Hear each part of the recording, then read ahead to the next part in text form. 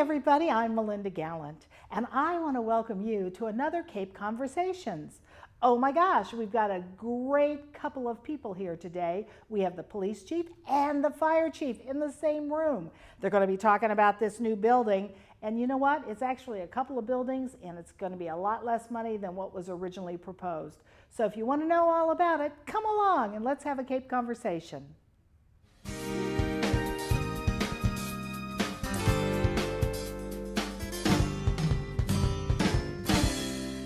Hi everybody, it's Melinda Gallant, and I have two very handsome gentlemen, and they're known about town as Police Chief Peter Wack and Fire Chief William Carrico, Bill Carrico. How are you? Very good, how are you? Welcome to Cape Conversations, and I am stupendous. Thank you for How you having like us. that? Well, listen, I want to know everything you guys know about everything that has to do with fire and police. So, you guys have some big plans in the works I heard, for a building. Is that true, or is that just a rumor about town? Yes, we do. We have a substation for the fire department, renovations to East Sandwich, and a police station. Really? And where are we going to put those? Well, for right now, the plan is that down at the corner of Quaker Meeting House and Catuit Road, there's going to be a downsized police station and a fire substation. And then the East Sandwich Fire Station will be renovated with an addition, so it too can be opened. Oh, great. So now tell me, here you guys are, I'm calling you guys, isn't that professional of me? You officers of the law and fire. What do they call you? A fire person?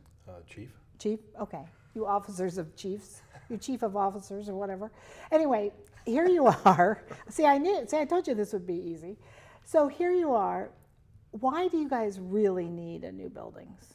Why? I mean, tell me. I mean, either one of you can jump in. For the fire department, right now the conditions that we have at Forestdale Station is completely unacceptable. We are staffed 24/7. There's 3 firefighters in Forestdale. Right now, the building was not designed for full-time fire department. It was basically designed for a call station. Right. Inadequate living facilities, there's no gender compliant living areas, so there's no female living bedrooms, bathrooms. Right. Right now we're basically living in the kitchen at that station. East Sandwich Station has no facilities whatsoever for 24-hour operations. It just has a single restroom with a toilet and a sink, no shower facilities. Once again, the living area is within the kitchen, as is the bedroom area. So that being said, definitely have to have some renovations to bring these stations up to par. The best possible solution is closing Forestdale, relocating the Quaker Meeting House in Catuit with a brand new substation, and then the committee actually looked at the cost effectiveness of tearing down East Sandwich or doing a addition, and we came up with the idea it's a little more cost effective to do the addition, even though the addition is basically a temporary solution. The existing structure still needs some repairs. It's not a long-term plan whatsoever, but it's enough to get us the response times for East Sandwich and South Sandwich that we desperately need. Right. And the building you're in now was built when? The building that we're in now is headquartered on 6A, was built in the 1950s. Multiple renovations, basically built as the town started to grow and the needs of the community started to grow. Sure. So it's multiple renovations with, it's basically a space that we've grown out of. Right. And due to the lack of maintenance and maintaining that building, it's in some disrepair. Sure. So the station on 6A, 115 Route 6A, the headquarters, desperately needs some repairs also. But at this point in time, we need to answer the staffing and response issues that we have, and that's why we went for staffing East Sandwich and the moving in the Forestdale Station. Okay. So will you close that station? 6A? No, that's going to remain open. I see. And it's going to, right now the administrative staff is going to be there, as is the shift commander. Okay. And our larger component. So Station 2, which is East Sandwich, will have 3 firefighters. Forestdale or Catuit will have, Catuit and Quaker Meeting House will have 3 firefighters. I see. So we'll have some balance around town, which will definitely decrease our response times, South Sandwich and East Sandwich. Sure. All right, now's your turn, Chief. So Melinda, in 1971, the police department moved out of the fire headquarters, which was built in the 50s. Right. And at that time, there were 9 employees total. Today, we have 45 full-time employees and now 61 total employees working out of that building. How many are police officers? So we have 35 full-time police officers as well as 5 part-time police officers, and then the remainder are the new joint dispatching, joint emergency telecommunications, which just moved into our buildings. So there's 9 full-time telecommunicators as well as 11 part-timers that work out of the building. And some of the issues that we've been seeing is just virtually the building is too small. It simply just can't house all those folks in there. But the security, the movement of prisoners is just totally beyond anything that would allow us to be accredited in this day and age. We literally will move prisoners through hallways where civilian dispatchers are, the public may be, armed police officers may be. But on top of that, as the public has heard in the past years, the flooding issue is a constant matter that we deal with. It's From the marsh behind? from the marsh. It happens during rainstorms. It happens during bad weather, hurricanes, tropical storms, things of that nature. But downstairs in the basement is the emergency telecommunication equipment for both the fire station and the police station, or for all our folks. And the building is just, we're dealing with about a 4,000 square foot building for 60 people.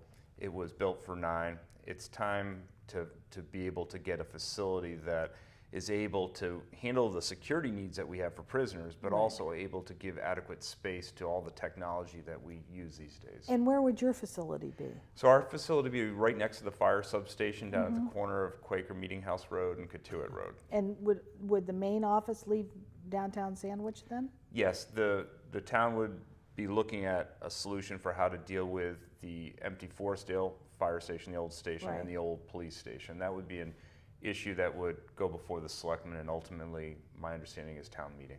I see. So what are your needs, I guess? What do you need for where you know, to make the police department work better? So That's the way one of to the put it. most critical issues is having a secure prisoner processing area. In all modern police stations, that area is completely sealed off from the rest of the station. So when you actually bring a prisoner in, you bring them into a secure garage facility, which goes into a secure holding area, and then the cells. None of that area is accessible by the public or other armed police officers or civilian staff. It's totally locked down. Sure. So that's our first priority. The other priorities are evidence. We handle evidence, we hold evidence for decades, and it's really important that that evidence is kept in a dry environment, it's safe. And in our current facility, we have a plan, but it's not state-of-the-art, it's not the way it should be, so this new facility will have that. We'll also be able to have the emergency management director and his staff work out of our buildings. So there's a training room, a large community training room in the facility, but that's the main priority, and the main wiring for that building is going to be to handle the emergency operations center. So when we have another hurricane or significant winter storm, that room will be where all the town staff as well as regional staff come together and manage that incident. Right, okay. Well, you know, it's kind of interesting, and I'll ask you both this. There's, you know, the town was originally going to put forth a huge building, brand new building, which would house a lot of things. It would have housed both fire and police, and it didn't pass. Is the need to the point now for you all critical to get these buildings, do you think? I think so. I think that in the conditions that the fire department are living in right now, I think that we've basically overgrown our space that we have. Sure. And if I almost kind of, when I phrase it, I've talked to some other people, whereas you get married and now you buy a single family or a 2-bedroom home, and now you have 5 kids, and where are you going to put all the kids? And then all the stuff that you collect. So basically, we've overgrown the spaces that we have. Right. Within the new plan, in trying to meet the needs of the town, you know, number one priority with us is response times. Sure. The town has adopted 8 minutes 90% of the time. National standards are 4 to 6 minutes. Right. With this change that we're looking at doing, we'll definitely be on target to drop Right. it down closer. So instead of that 8 minutes, we'll be in the 6 to 7, 6 to 8. So it'll be a much better service that's provided. Right. With our conditions, I have a station in Forestdale where I'm parking vehicles outside because there's no room to put them inside. Right. Station 1 on Route 6A, the headquarters, we have an apparatus bay that we basically had to take over for all of our EMS supplies. Right. Because we have no place to put EMS supplies. Right. By building the Quaker and Katuitt station, that will free up a little bit of room. Is it going to be the 100%, this is what we need? No. Yeah. And getting back, talking with the combined public safety building, that happened right after I came into town. I looked at it and I was saying, wow, that's $30 million. That's a lot of money for one building. And at the time it was everything. It was their answer for all the problems. It was Right. at the time that was Right. that was the thing. Right. And the public basically had some very concerning questions on the size, the scope, fitting the need, the locations of the stations. And the committee came back and we sat down and we really hashed out what we thought was the best plan. Sure. And trying to get the most for our buck, Right. for the Most- buck that we have. yeah, I most live in bang for the town buck. and I understand we have a Right. high tax rate here. And Right. I think that this is probably the best solution that we're going to have, even though for some of the aspects of it, it's temporary It's for not me. right. It's not perfect. It's not perfect, but it'll get for the fire department, it'll get those trucks out the door faster, get them Right. on scene faster. Right. And we have an older population here. Even Correct. though we are not a second home community, we're a bedroom community because 40 buses leave the Sagamore Rotary in the early morning hours to go to Boston, and a lot of those people come from Sandwich. They love to live in Sandwich and travel to Boston to go to work. So I know we have those families, but our family population is decreasing, and our elderly population, of which I'm becoming one, we'll all be there eventually, is growing. So I suppose the need, for the EMS need, for emergency services need, is probably even greater now. Yeah, as we get older, the demands on the services increase. Right. More people are calling EMS. One of the other components we have is we have a lot of medical facilities in town. Right. 2 Jan Sebastian, we Right. have the nursing home, we have Right. 311 Service Road, the Right. Spalding Rehab. And those facilities, taxing to the department. We do Right. a lot of calls there. Sure, sure, So our call volume steadily increases. sure. The population's basically staying the same except when you get into the summertime, and then we have that transient population Right. that comes through. And they don't know what they're doing. Well, it's 100,000 cars going down Route 6 Right. every weekend. Right, right. And you it's- got the it's- yahoos that run over people and run into people and cross the Yep. median and all that crazy stuff. Exactly. So you have accidents on 6, you We have respond to accidents on those 6, as well. 6A, we're very busy. 130, which is an amazing road Yep, sometimes. and we have a lot of forest fires in town. Yeah. We have a lot of open space, and there's some people out there that, they go and they're not very fire safe. Last year, we had a couple of 14-acre fires, which is right Wow. in the middle of town. Wow. And that's demanding on our service also. Right, A lot of of course. resources, having trucks going off-road, Sure. things break. Sure, sure. I think it's important also, the town of Sandwich is really fortunate. And why I say that is they have public safety professionals working in their community that are truly trained at the highest level. These are great men and women, both on the fire and the police side, that are out there every day. I mean, we're dealing with 17 to 19,000 calls for service a year, almost 600 arrests. And our, Wait a minute, 600 arrests in Sandwich? can you believe that? In Sandwich, I don't believe it. But here's Really? another good statistic. In the last 6 years, our house breaks have gone from nearly 500 down to 103 last year. So Well, that's good. we're That's doing the good to right go thing, down. and the fire department is trying to improve their response time. So I guess my statement is that you have these professional folks, but they're in seriously, significantly outdated facilities, facilities that other towns and communities don't even have anymore. Because they replaced them years ago. And just as Chief Carrico said, we've outgrown these facilities. I mean, 60 folks working in our building, 4,000 square feet. I mean, that's like the size of a large house. There's a true need. And in the larger facility that you mentioned, the $30 million facility, that also included some good storage space, some basement space for us all to store archives as well as the town to use. And also 2 outbuildings that we could use to store extra equipment, evidence, vehicles, fire trucks, things of that nature. All that's been cut out. Right. We basically, the police station model is Bellingham, Massachusetts, new police station. They're a station of 28 officers. We're a station of 35 officers plus our extra dispatching component. So basically we are making ourselves fit into this facility that's been cut down, which we think we can do successfully, but it's truly needed. It's truly needed. So tell me, I just did an interview with Ralph Fataco, and I asked him, we were talking about police and fire and all that, and I asked him about tasers. So you're here, you're the expert on tasing. You're not an expert on tasing, right? I don't want to be. No, okay. They just pull the needles out. Yeah, Please don't that's tase me. right. Don't tase them. We can test it for everybody right here now. So tell me, does every officer carry a taser? Yes, so all officers are trained in taser, and part of the training is they have the opportunity to experience the taser as well. But yes. Yes, okay. They have the opportunity to experience? Well, part of the training is you can get be tased. yes. Well, can you say, time out, I think I won't do that? You can do that as well. Okay. So every officer, so there are 35 tasers. Well, not every officer carries, obviously in management we okay. don't carry it, but Okay. the line officers all have them. Okay. And how many times has anybody been tased? So the interesting thing was, and I know we were talking about this earlier, is we do a use of force audit every year, Sure. just like we do a pursuit audit every Sure. year.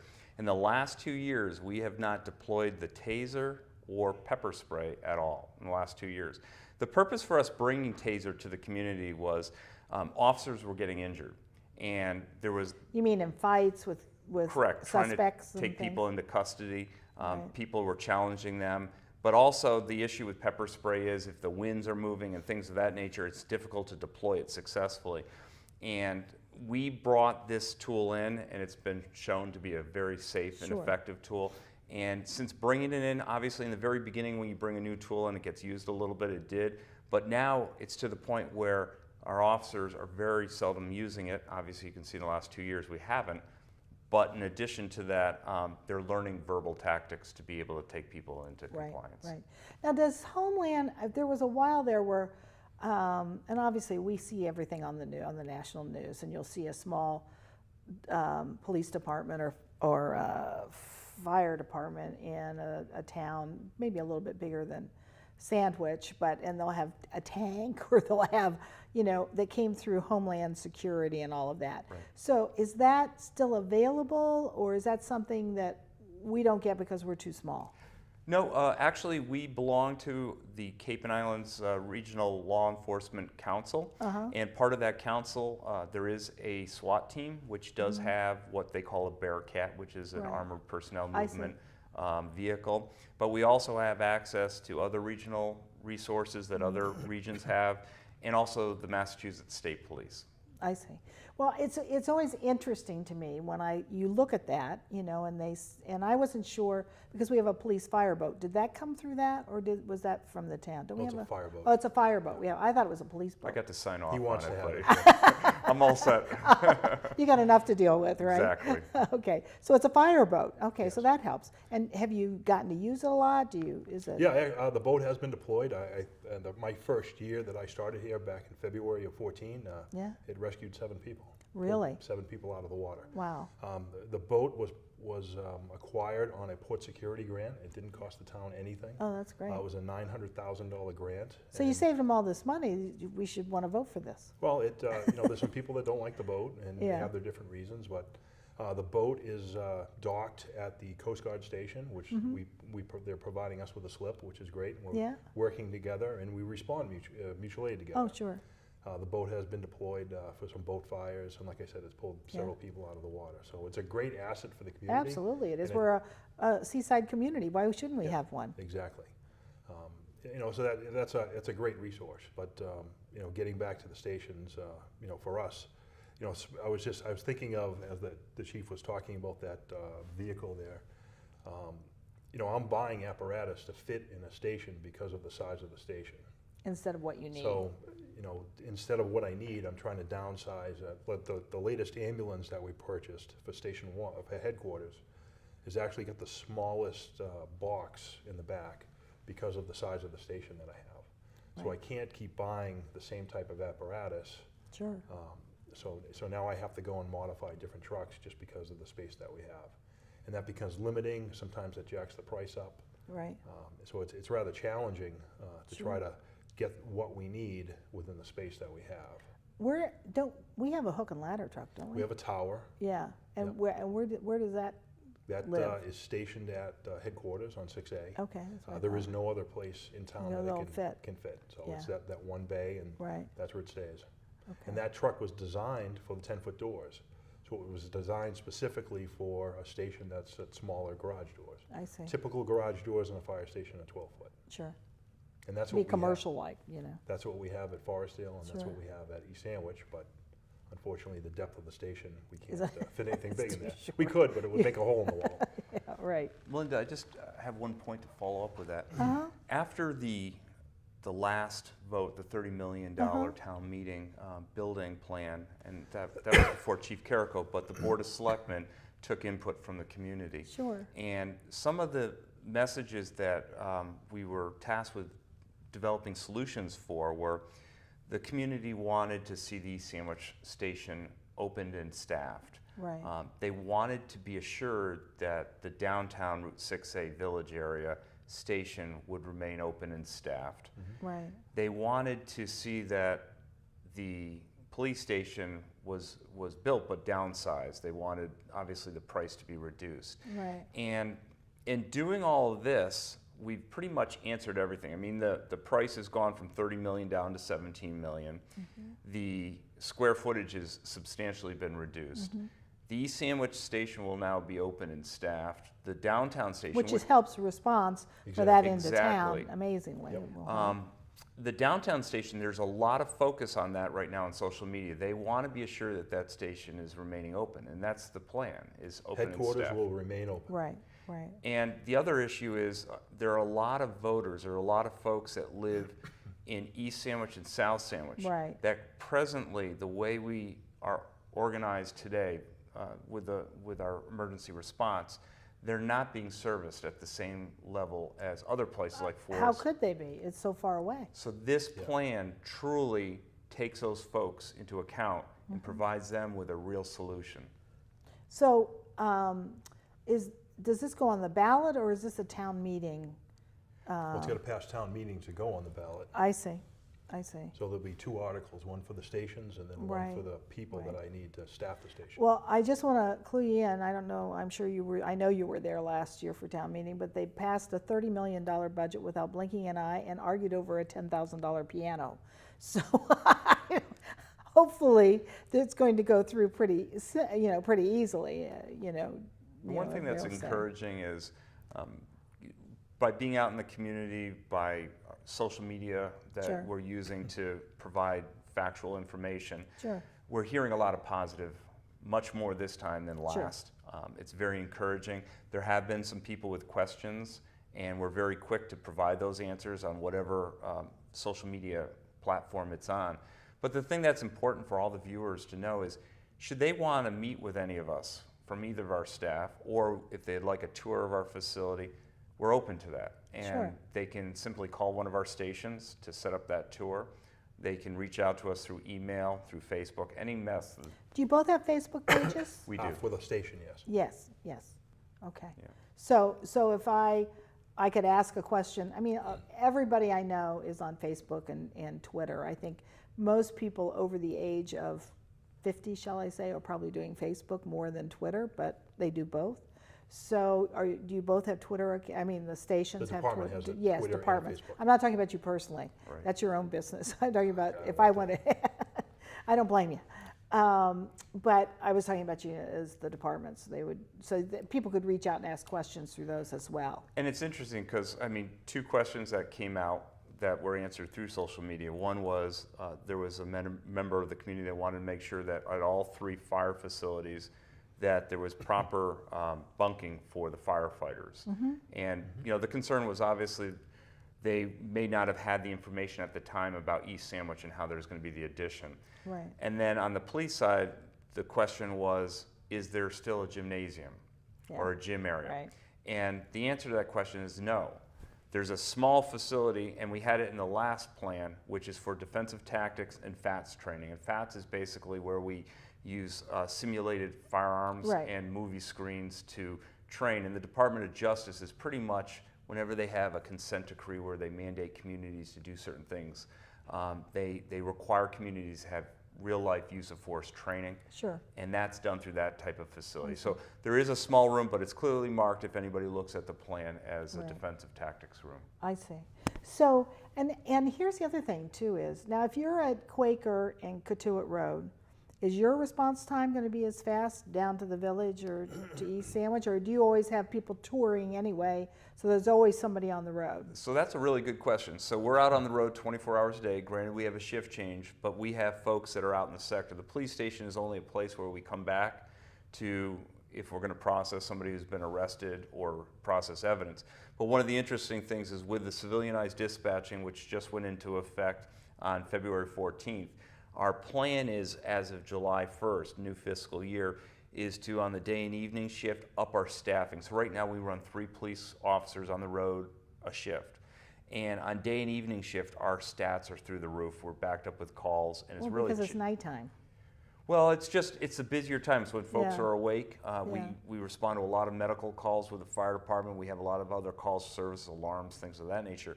But the town was always broken out into 4 sectors, South Sandwich, Forestdale, the Village, and East Sandwich. Right now, we're combining South Sandwich and Forestdale together.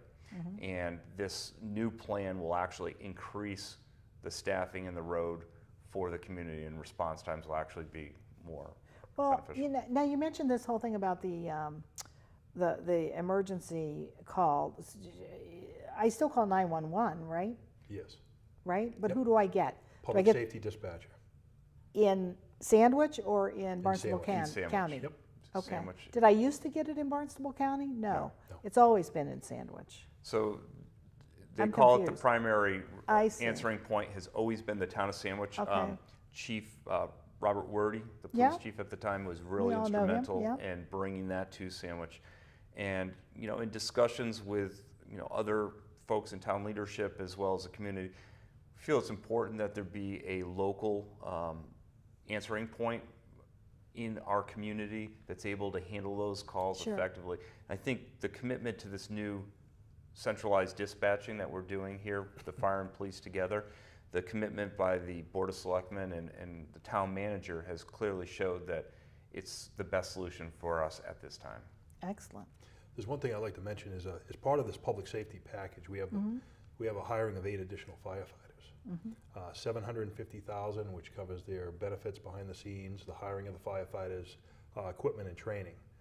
We can go and we can rebuild the station, but empty stations don't respond on calls. Right. And I need an additional 8 firefighters to get the staffing to where it needs to be so I can staff all 3 stations.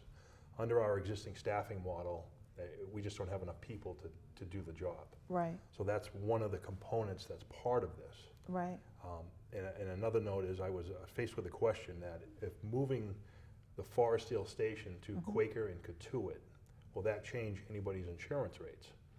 And that kind of was an interesting question. So I reached out to ISO, Insurance Service Office, and I asked the question of them because they do the audit. Well, it's all about response times. It's all about response times. And the ISO actually comes into the town of Sandwich and evaluates the fire department. They look at the public dispatching component, they look at Right. the water supply, staffing, department resources, department capabilities.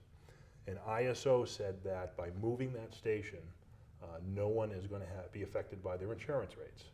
And if anything, the people of South Sandwich will Will actually get a better rating, Right. hopefully, because now we're in a position where everyone's getting equal service.